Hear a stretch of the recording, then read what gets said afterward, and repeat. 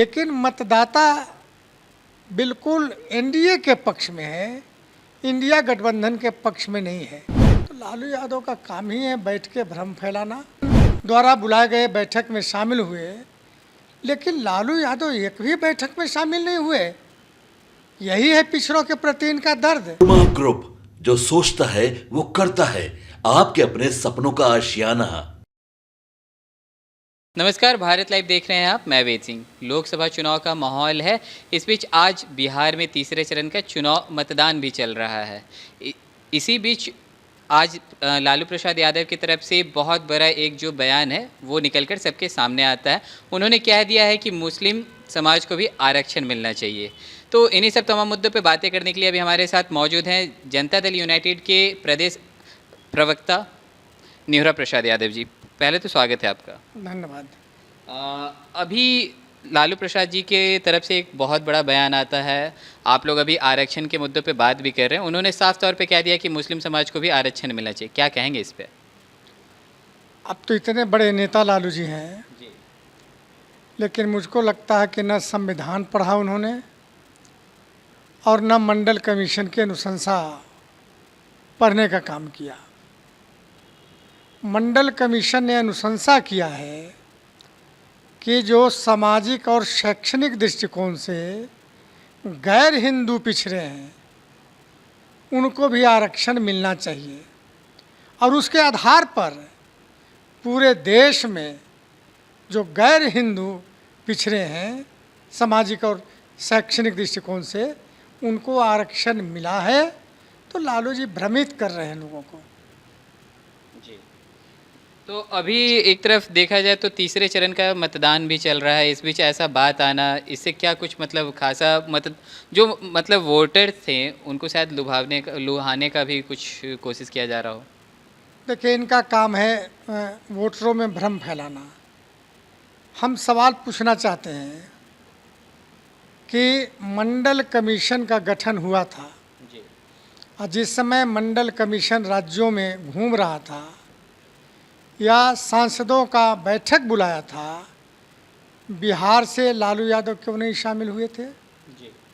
आरक्षण का बहुत बड़े आज हितैषी मानते हैं। तो कई एमपी कमीशन द्वारा बुलाए गए बैठक में शामिल हुए, लेकिन लालू यादव एक भी बैठक में शामिल नहीं हुए। यही है पिछड़ों के प्रति इनका दर्द, यही है पिछड़ों के प्रति इनका सोच।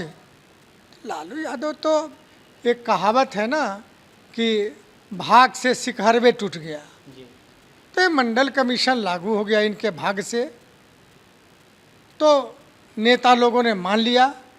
वरना लालू यादव जैसे व्यक्ति को इस बिहार में नेता मानने के लिए लोग तैयार नहीं था, यानी यादव में भी लोग मानने के लिए तैयार नहीं था। तो लालू यादव का काम ही है बैठ के भ्रम फैलाना, गुमराह करना। और ये चुनाव में चूँकि पराजय बुरी तरह हो रहा है इनके गठबंधन को, तो बैठ के तरह तरह के भ्रम फैला रहे हैं।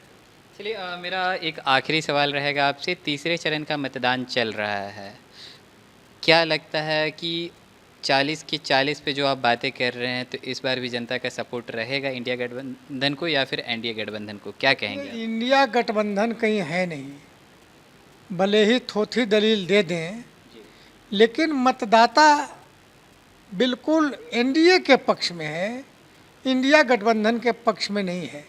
यह भी जो 5 सीटों का मतदान हो रहा है, बड़े बहुमत से एनडीए गठबंधन जीतेगा और इंडिया गठबंधन हारेगा। यानी मुझको समझ में नहीं आता है कि वोट कैसे आकलन कर रहे हैं कि हमारे पक्ष में है, कौन वोट दे रहा है इनको। अब तो सीमांचल और कोशी इलाके में जो सबसे बड़ा इनका आधार वोट मुसलमान था, वह भी रिवोल्ट किए हुए कि आरजेडी को हम वोट नहीं देंगे। यानी समय समय पर जैसे आएगा, सारे जो इनके बेस वोट थे सारे लोग रिवोल्ट कर रहे हैं और इनके चाल चलन, इनके आचरण को लोग जान रहे हैं। तो जैसा कि अभी आपने सुना कि हमारे साथ मौजूद थे नेहुरा प्रसाद यादव, इनका कहना था कि लालू प्रसाद यादव ने जिस तरह से मुस्लिम समाज को आरक्षण दिलाने की जो बात कही है उस पर इन्होंने कहा कि नहीं, उन्हें मतलब इस तरह से नहीं कहना चाहिए था। उन्होंने इस तरह से क्या है कि मतलब वोटर्स को लुभाने का काम किया है। तो अभी इनसे मैंने पूछा कि आज तीसरे चरण का मतदान चल रहा है, इस पे क्या मतलब एनडीए के हित में मतलब जनता जो है वोट कर रही है या फिर इंडिया गठबंधन के। तो इन्होंने कहा कि इंडिया के खेमे में कोई नहीं है, सब जनता जो है वो एनडीए के सपोर्ट में मतलब मतदान कर रही है। तो और भी ऐसे तमाम खबरें देखते रहने के लिए आप बने रहे भारत लाइव के साथ। धन्यवाद। पनोरमा ग्रुप, जो सोचता है वो करता है।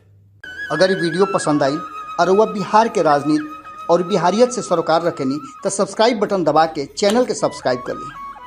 ओजे एगो घंटी बा, ओकरा बटन दबा देला से कुल सटीक और मारक खबर रुआ मुफ्त में मिल जाई। अगर रुआ पत्रकारिता के हमनी के नया प्रयोग में सहयोग कर चाहतानी तो ज्वाइन बटन दबा दी। पेटीएम नंबर नोट कर ली 9386816700। धन्यवाद।